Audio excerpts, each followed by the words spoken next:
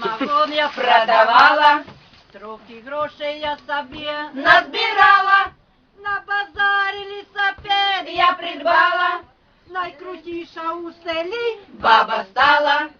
Лісапед, мой лісапед, двоколесний ранчерокий, дзвінок великий є, шкіряне сідло широке, на багажник покладу, 2 мішки з буряками і лечу через село. Лісапедом, наче танком, я гасаю по селу аж до ночі.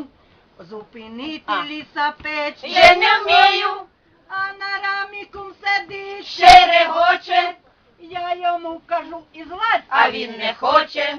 Лісапед, мой лісапед, двоколесний ранчерокий, і дзвінок великий є, шкіряне сідло широке, на багажник покладу, 2 мішки з буряками і лечу через село.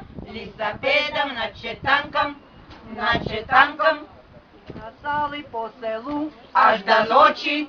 Обнімає мене кум, ще нас хоче.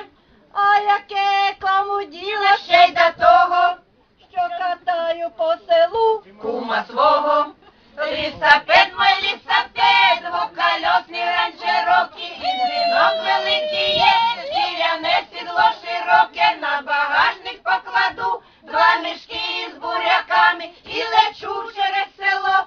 Лісапедом, наче танком, як я з горба лісапед свій розогнала, а якась падлюка камінь там поклала.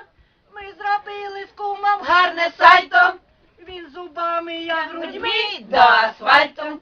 Лісапед, мой лісапед, двоколесний ранчерокий, і дзвінок великий є, шкіряне сідло широке, на багажник покладу, 2 мішки з буряками і лечу через село. Лісапедом, наче танком. Дальше.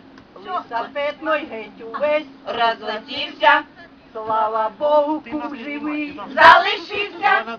Хоч тепер він кривий, ще й беззубий, а до того і ж такий мені любий.